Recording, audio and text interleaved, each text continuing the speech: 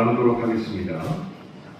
구약성경 839쪽에 있는 시편 51편 10절부터 12절까지의 말씀 함께 읽겠습니다. 하나님이여, 내 속에 정한 마음을 창조하시고 내 안에 정직한 영을 새롭게 하소서. 나를 주 앞에서 쫓아내지 마시며 주의 성령을 내게서 거두지 마소서. 주의 구원의 즐거움을 내게 회복시켜 주시고 자원하는 심령을 주사 나를 붙드소서. 점심 맛있게 드셨습니까? 어제부터 우루과이에서 참 많이 애쓰셨습니다. 어떤 여자 집사님이 기도를 정말 열심히 하셨습니다. 너무 기도를 열심히 했더니 드디어 하나님이 그 여자 집사님의 꿈속에 나타나셨습니다. 그리고 정말 놀라운 말씀을 해주셨습니다. 말씀하신 내용은 이랬습니다. 내가 너를 가상히 여겨서 지금부터 내가 너에게 영생을 주겠다. 너는 지금부터 영원히 산다. 이렇게 하나님이 말씀을 하셨습니다. 그런데 이런 응답을 받고 여자 집사님이 고민에 빠졌습니다. 그리고 다음날 성형수술을 했습니다. 도저히 이 얼굴로는 평생을 넘어서 영생을 살 수 없었기 때문에 성형외과를 찾아가서 성형수술을 했습니다. 그런데 그 다음날 여자 집사님이 바로 죽었습니다. 그래서 하나님을 만난 이후에 따졌습니다. 하나님, 영생을 준다고 하지 않으셨습니까? 그랬더니 하나님이 대답하십니다. 미안하다, 몰라봤다.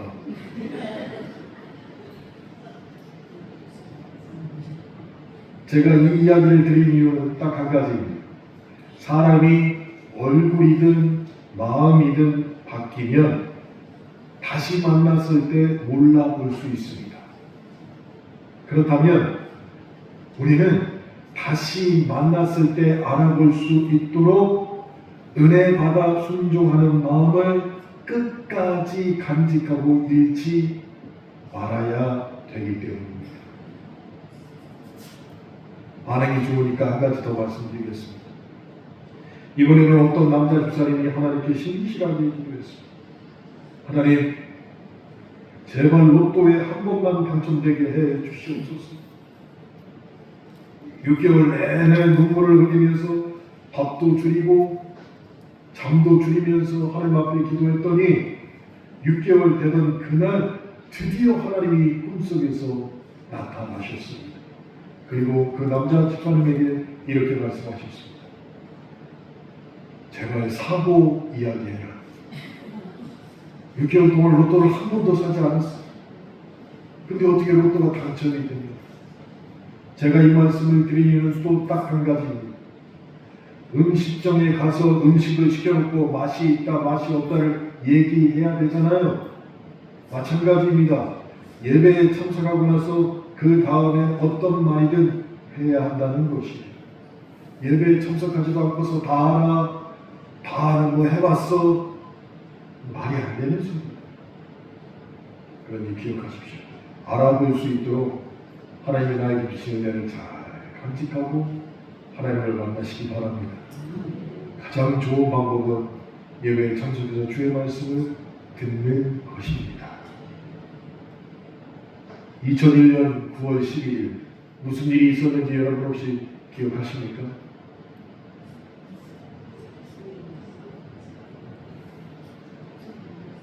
어디서 이렇게 오글거리는 소리가 2001년 9월 12일 테러를 당한 미국이 알카에다와 전쟁을 선포했죠. 9.11 테러입니다. 그래서 오사마 빈 라덴을 잡기 위해서 미국이 아프가니스탄과 전쟁을 벌였습니다. 그런데 전 국토가 난공불락의 요새와를 같은 이 아프가니스탄의 지형은 러시아를 비롯해서 프랑스 그 어떤 나라도 온전히 장악하지 못한 그런 나라였습니다. 그래서 국제적으로 아무리 미국이라 해도 아프가니스탄을 쉽게 점령하지 못할 것이라는 예견이 대다수의 시각이었습니다. 그런데 미국은 미국이었습니다. 전쟁을 시작한 지 불과 2개월 7일 만에 수도인 카불을 점령을 했습니다. 그리고 정권을 바꾸었습니다. 전쟁에서 승리한 것입니다. 세계 사람들이 깜짝 놀랐습니다. 그러나 문제는 그때부터 시작이 되었습니다. 그렇게 전쟁에서는 승리했는데 그때부터 지루한 전투가 시작되는 것이죠. 전쟁의 승리가 무색할 정도로 국지적 전투에서 미국이 아프가니스탄에 패배했습니다. 그래서 많은 사상자를 냈고 전쟁은 장기화될 수밖에 없었습니다. 2달 만에 승리한 전쟁에서 20년이나 전투가 이어졌습니다. 결국 미국이 벌인 전쟁 중에서 가장 길었던 전쟁이라는 오명을 낳고 20년 만에 탈레반에게 다시 정부를 빼앗기고 2021년에 미군이 아프가니스탄에서 철수하게 됩니다. 그렇게 미국이 아프가니스탄과의 전쟁에서는 승리했지만 전투에서는 패배하게 된 것입니다. 마찬가지입니다. 마귀가 우리를 자기 백성인 것처럼 불법으로 점령하여서 우리가 사망 권세에 눌려 있을 때 예수님께서 십자가에서 우리를 위해 대신 죽어 주심으로 사망 권세를 깨고 그 전쟁에서 승리하셨습니다. 그런데 그 큰 승리의 주인공인 우리가 구원 이후 평생 주인공으로서 싸워 나가야 되는 전투에서는 매일 지고 있다는 것이 얼마나 슬픈 일이라는 것이죠. 분명히 전쟁에서는 이겼는데 일상이 겹겹이 쌓이는 그 삶 속에서는 매일 치고 있다는 것이죠.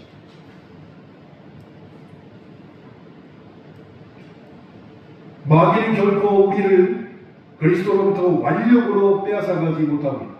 꿈도 꾸지 못합니다. 가능한 일도 아닙니다. 그래서 마귀가 꾀를 냅니다.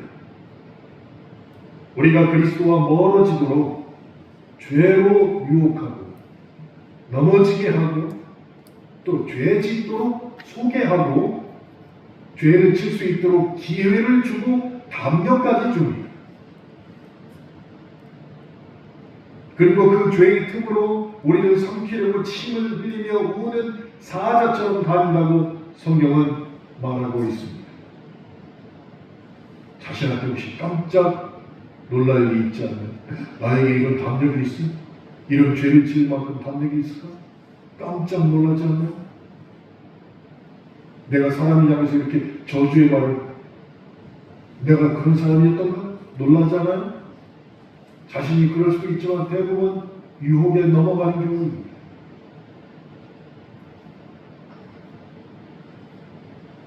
사람은 큰 산이나 큰 바위에 걸려 넘어지지 않습니다.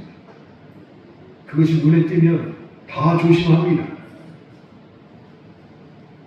근데 아무것도 아니라고 생각했던 내 앞에 작은 돌부리에 우리는 걸려 넘어진다는 것이,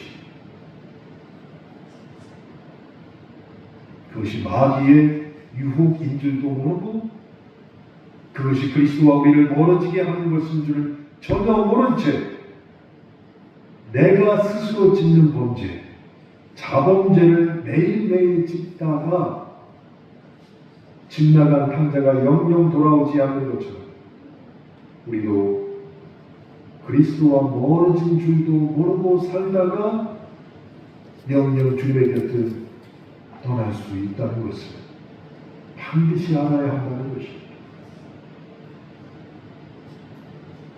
그래서 성도라 불리는 저와 여러분은 마땅한 책임을 가지고 살아야 됩니다. 그러면 그 책임이 무엇이냐? 하나님 앞에 구원이 편애되지 않기 위해서, 그 구원의 선물이 정말로 나에게 선물되게 하기 위해서 두렵고 떨림으로 그 구원을 우리의 일상 가운데 매일같이 이루어 가야 한다는 책임이 있는 사람이라는 것이죠. 오늘 우리가 함께 읽은 본문 시편 51편 10절로부터 12절의 말씀, 이것을 정말로 우리는 잘 지키면서 살아야 됩니다. 이것을 잘 지킬 때 하나님 앞에 받은 구원의 선물이 결코 편애되지 않을 것이에요. 근데 목사님, 어떻게 해야지 이 말씀을 잘 지킬 수 있을까요? 저는 이 말씀을 잘 지키기 위해서 반드시 십계명을 암송하기를 원합니다. 여러분, 지금이라도 제가 누구 나오세요? 십계명 처음부터 끝까지 다 암송하실 분이 있을 거예요. 없다고는 말씀 안 드렸습니다. 있을 거예요. 그렇다고 제가 시키지는 않습니다. 그러니 마음 가라앉히시고 들어보시기 바랍니다. 십계명 중에 5번째부터 10번째 계명, 이 6계명이 대인관계에 우리가 어떻게 해야 되는지를 가르쳐주고 계십니다. 그러니까 더 확실히 말하면 5번째 계명부터 10번째 계명의 이 6개 계명이 구원받은 사람이 하나님과의 관계가 회복된 자로서 이 땅에서 어떻게 살고 어떤 죄를 짓지 말아야 하는지를 너무너무 자세히 설명하고 있다는 것이. 그래서 구원받은 것이 확실합니다. 그 첫 번째부터 4번째 계명을 통하여서 우리가 구원받았다는 것은 확실한 것입니다. 그 확신을 가진 사람이 5번째부터 10번째 계명을 암송하고 있어야지 내가 그 죄의 길을 피해갈 수 있다는 것이에요. 5번째 계명 이렇습니다. 6개의 계명이 내 부모를 공경하라, 살인하지 말라, 가늠하지 말라, 도둑질하지 말라, 거짓말하지 말라, 내 이웃의 소유를 탐내지 말라. 그러니까 이 6개의 계명은 우리가 어찌할 수 없는 원죄가 아니라는 것이에요. 내가 스스로 짓는 자범죄가 되는 것이에요. 10계명 중에 4개는 원죄에 관한 것이고 6개는 자범죄에 관한 교육입니다. 그래서 자범죄는 우리가 아무리 구원을 받은 하나님의 자녀가 되었다고 해도 하나님께로 나아가는 것을 내가 스스로 막는 것이에요. 그리고 나서 어떤 결과를 초래하느냐? 하나님과 나를 멀게 하는 것이에요. 멀게.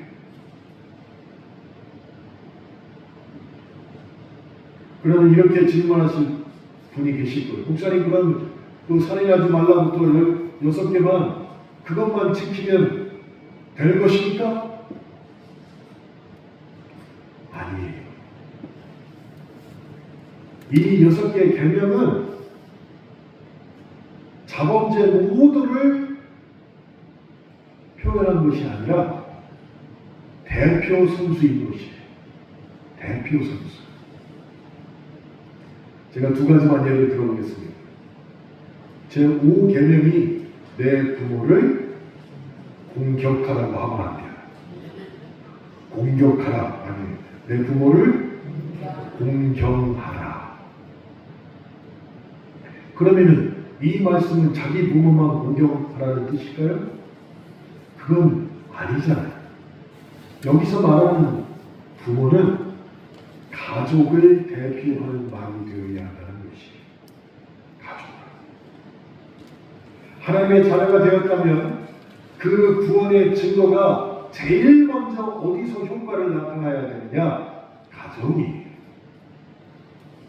가정에서 내가 하나님의 자녀가 되었다는 효과가 제일 먼저 드러나야 한다는 것입니다. 그래서 배우자에게 함부로 하고 자녀를 내 마음대로 휘두르면서 부모님만 공경하는 게 5계명을 지키는 게 결코 아니라는 것입니다. 위로는 부모를 공경하고 부부간에는 서로 사랑하며 존경하고, 아래는 자녀를 욕심으로 키우지 말고 하나님의 말씀으로 가르쳐서 그렇게 가족을 돌보며 어떻게 이 구원이 가족 안에서 증거로 나타나는지 그 모든 것을 집약한 말이 무엇이냐? 내 부모를 공경하라.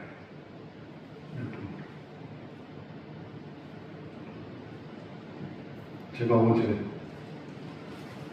느낌이 굉장히 안 좋아졌어요. 약을 먹고 저녁에 8시 넘어서 자려고 하는데 딱 누웠는데 이상하다라는 느낌이 확 들었는데 왼쪽 머리에서 모든 혈관이 움직이는데 왼쪽 머리가 다 느껴져요. 이상하다. 그래서 10분 누워있다가 나와서 거실에 가서 우리 집사람하고 애들, 여자들 둘, 셋이 제가 얘기를 했어요. 1시간에 한 번씩 나 자는 거 좀 꼭 확인해라. 내일이 주일인데 1시간에 한 번씩 나 자는 거 꼭 확인해라. 그리고 나서 그러니까 마음이 편해져요. 항상 저는 추워가지고 문을 닫고 이불을 2개 덮고 장판 조그마한 거 허리에다 깔고 그리고 또 덜덜 떨면서 자는데 문을 열어놓고 이제 잠이 드는 거예요. 근데 잠이 들어가는데 뭔가 시원한 기운이 느껴져가지고 문을 이렇게 보니까 큰딸이 와서 이렇게 쳐다보고 너 뭐하냐 그랬더니 지켜보고 있어. 지켜보고 있어.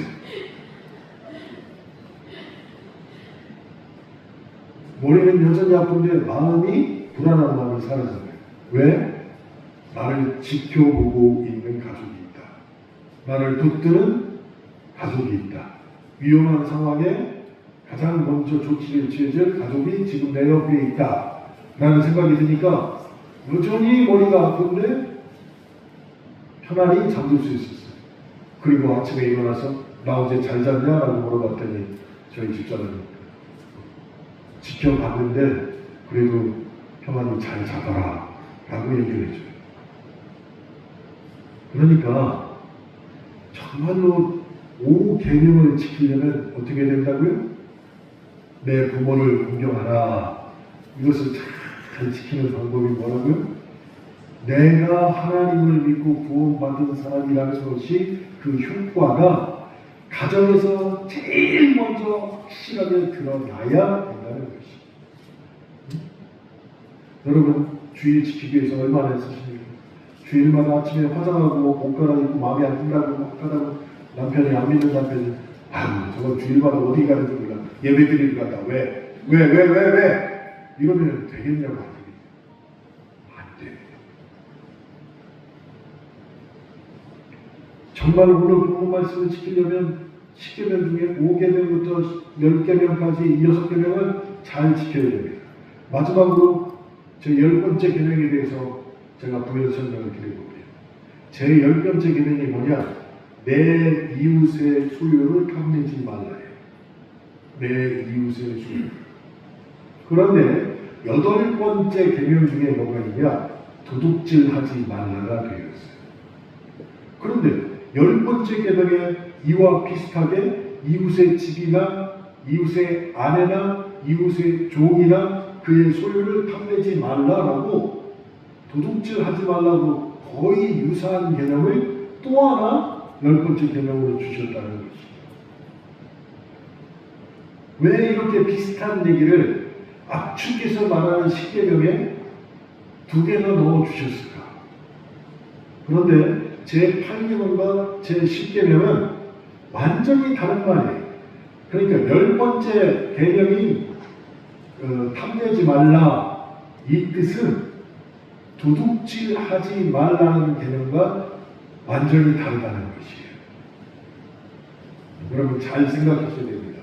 5계명부터 9계명까지는 도둑질, 살인, 간음, 거짓말, 분명히 행위를 말하고 있습니다. 내가 도둑질 해야 되고, 거짓말 해야 되고, 살인해야 되고, 가늠해야 되는 행위를 말하고 있어요. 그런데 10번째 계명에서는 분명히 탐내지 말라라고 말씀하십니다. 그래서 이 10번째 계명은 행위를 결코 말하지 않고 무엇을 말하느냐? 마음에 있는 것을 말하는 것이 내 마음. 아무도 알지 못하고 나만 알고 있는 내 마음에 대해서 하나님이 이것을 지켜라 라고 말씀하십니다. 그래서 사람의 모든 죄는 탐심 때문에 생깁니다. 사람의 모든 죄는 욕심 때문에 짓게 되는 것이에요. 이게 성경에 우리에게 주시는 말씀입니다. 그래서 내 안에 탐심과 욕심이 있으면 그것이 자라서 뭐를 낳습니까? 죄를 낳습니다. 죄가 커지면 뭐가 됩니까? 사망에 이르게 되는 것이에요. 그래서 인간의 모든 죄는 사실은 10번째 계명을 어길 때 더 많이 생산된다는 것이에요. 아니 누가 여러분 태어나서 한 번이라도 도둑질 해봤어요? 난 도둑질 해봤다 손 들었어요. 이 중에서 누가 들어? 여러분 태어나서 누구 살인해봤어요? 살인해본 사람 거의 안 짓잖아요. 근데 내 마음에서 오는 탐심 때문에 이루 말할 수 없는 추잡한 생각 때문에 우리가 죄를 얼마나 많이 짓냐는 것이.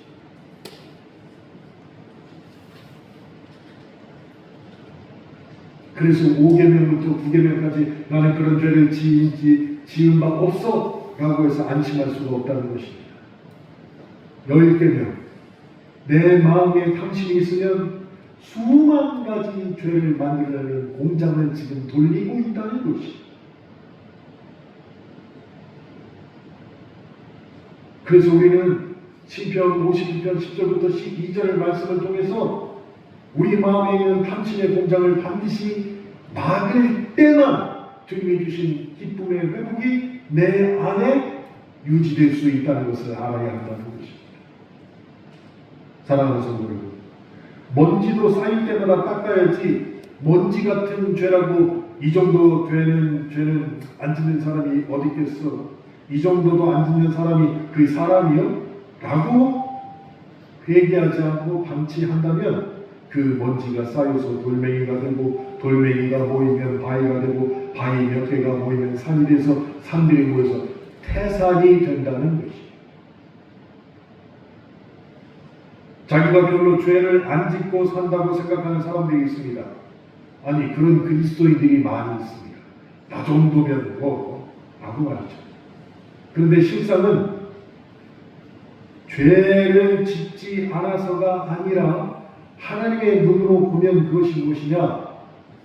십자가에서 멀어졌기 때문에 드는 착각이라는 것입니다. 우리가 착각하는 것입니다. 나는 뭐 죄도 안 짓고 사는 거고.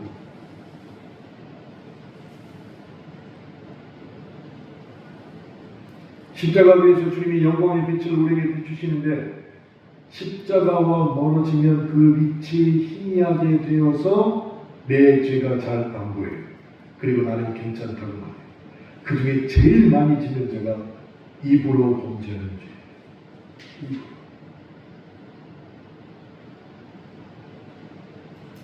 그러나 십자가 앞으로 더 가까이 나가는 사람은 환한 수술등 안에 누워있는 사람과 같아서 예전에는 죄로 보이지 않던 것들, 그것이 내 죄로 드러나게 된다는 것이.